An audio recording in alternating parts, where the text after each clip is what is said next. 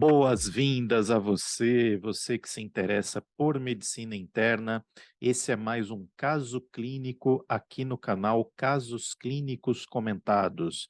Você, estudante de medicina, você que está se preparando para os exames de residência, para você que acabou de entrar no internato e quer desenvolver e treinar o seu raciocínio clínico, esse é o seu canal.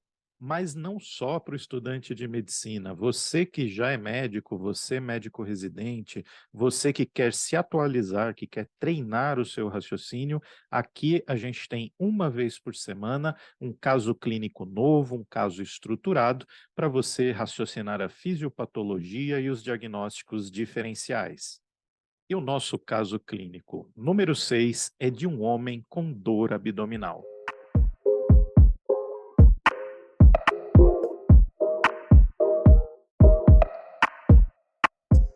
Um homem de 61 anos procurou o pronto-socorro com uma queixa de dor abdominal que estava piorando progressivamente nos últimos 3 dias. Essa dor, ela era localizada no quadrante inferior esquerdo do abdômen.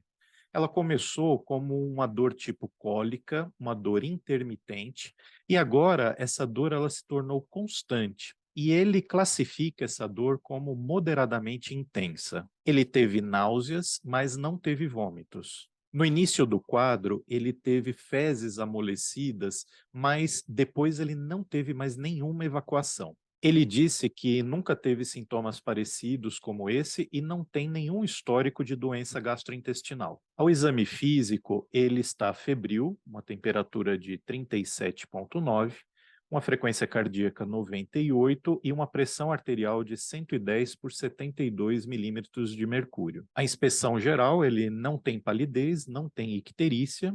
O exame do tórax não tem nenhuma particularidade, a ausculta cardíaca e pulmonar normal. Bom, e o exame do abdômen? O abdômen dele está levemente distendido, tem sons abdominais, tem ruídos hipoativos e uma acentuada sensibilidade no quadrante inferior esquerdo do abdômen, com uma certa defesa voluntária quando se faz a palpação. O exame retal, o toque retal, mostrou uma sensibilidade durante a manobra e não havia sangramento nas fezes durante esse procedimento. De exames de laboratório, ele teve um hemograma com uma série vermelha normal, hemoglobina e hematócrito normais.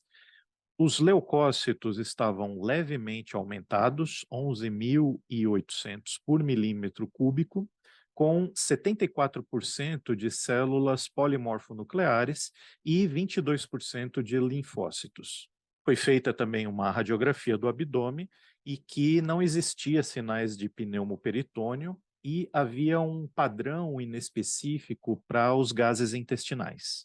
Então, baseado nessa história, veja que é uma história bem direcionada para queixa, um paciente de pronto-socorro, nós vamos raciocinar então qual que é o diagnóstico mais provável e qual seria o nosso próximo passo nesse atendimento. Então, em resumo, é um homem de 61 anos que tem 3 dias de dor abdominal, que é pior no quadrante inferior esquerdo, com náuseas, sem vômitos, e ele não evacua desde o início do quadro. Ele está levemente febril, não tem palidez e não tem icterícia. O abdômen é levemente distendido, com sons intestinais presentes, porém hipoativos, e uma acentuada sensibilidade no quadrante inferior esquerdo com uma defesa voluntária. No toque retal, fezes sem sangue e sem outras particularidades a esse exame. E a contagem de leucócitos levemente alterada no hemograma com predomínio de polimorfonucleares.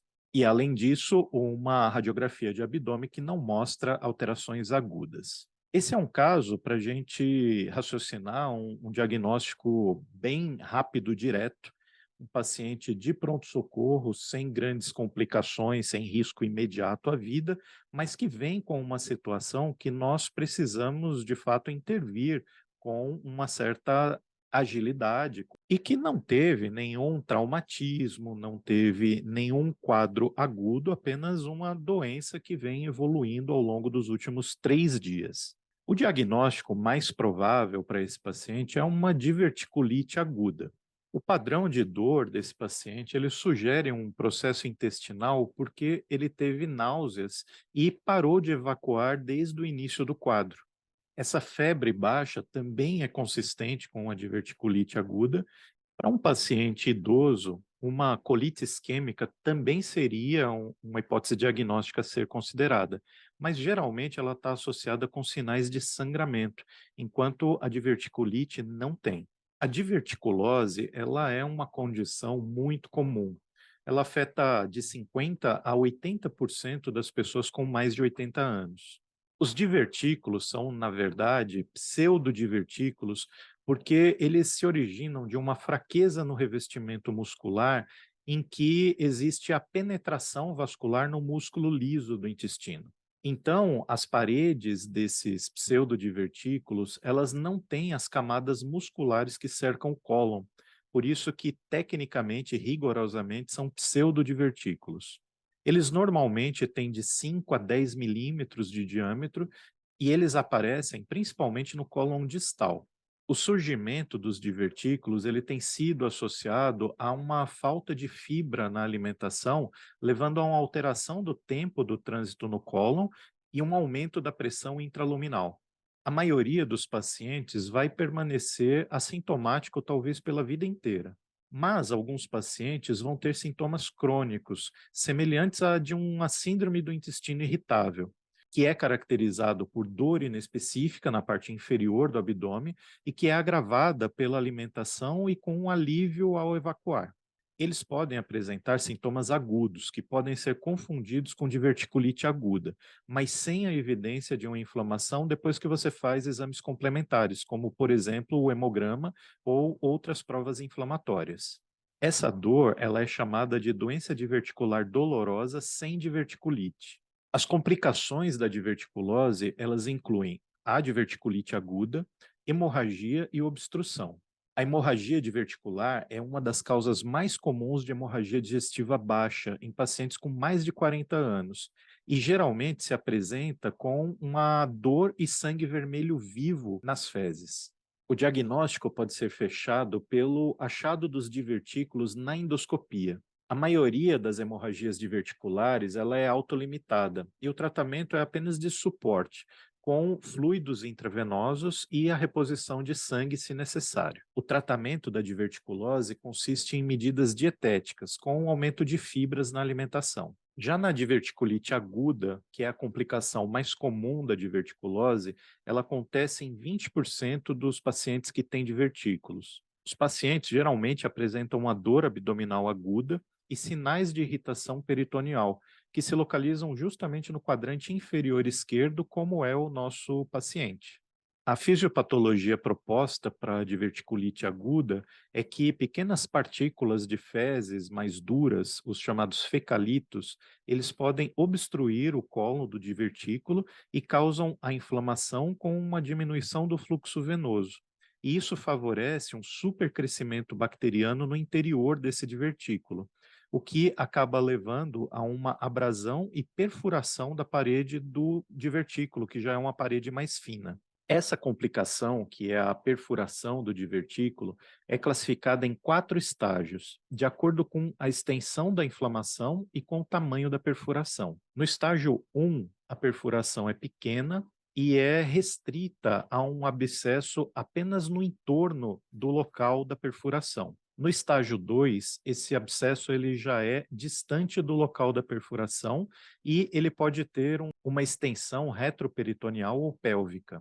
No estágio 3, existe uma peritonite generalizada, com a ruptura do abscesso. E no estágio 4, o mais grave de todos, existe uma peritonite com conteúdo fecal na cavidade peritoneal. Alguns diagnósticos diferenciais que podem ser pensados em um caso como esse incluem a doença diverticular dolorosa sem diverticulite, a apendicite aguda, doença de Crohn, o carcinoma de cólon, colite isquêmica, síndrome do intestino irritável e distúrbios ginecológicos, como cisto ovariano rompido, endometriose, gravidez ectópica e doença inflamatória pélvica. A radiografia simples, incluindo a radiografia do abdômen em pé e deitado, com a radiografia do tórax, incluindo as bases pulmonares, elas são realizadas de rotina no pronto-socorro, mas elas podem não ser diagnósticas. Elas ajudam, mas elas não fecham esse diagnóstico.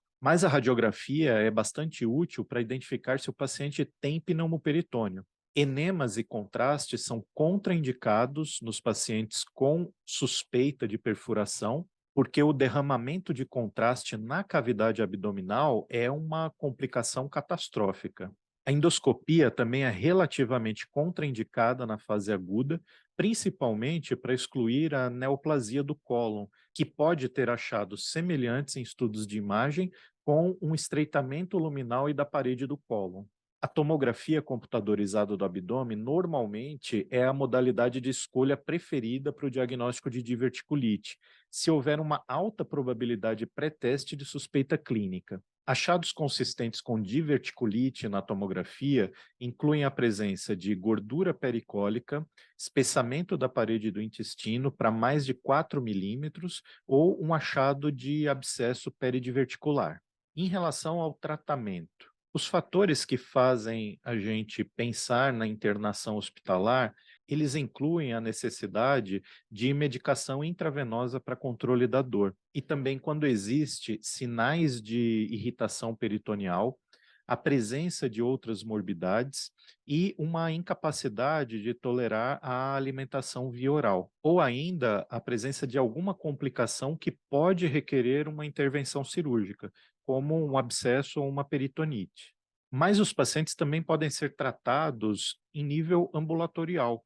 E, nesses casos, a gente coloca eles num regime de antibiótico terapia de amplo espectro que cubra bacilos gram-negativos e anaeróbicos abdominais. Aqui no Brasil, nós temos como conduta preferencial o uso da ciprofloxacina com o metronidazol. E um esquema alternativo é a troca da ciprofloxacina pelo sulfametoxazol trimetropina e a troca do metronidazol por clindamicina ou gentamicina. Na fase aguda, os pacientes devem receber uma dieta líquida e serem acompanhados de perto. Na evolução desses pacientes, a gente espera que a dor, a febre e a leucocitose, ela diminua já nos primeiros dias de tratamento. E então, nós vamos ficando mais seguros para iniciar e reintroduzir uma dieta que vai sendo aumentada gradualmente. E quais são, então, os pontos-chave que nós precisamos levar desse caso?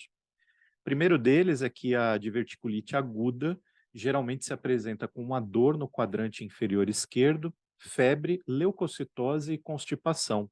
Todos os sinais que esse paciente apresentou no pronto-socorro. O segundo ponto é que um paciente com diverticulite leve pode ser tratado ambulatorialmente com antibiótico oral.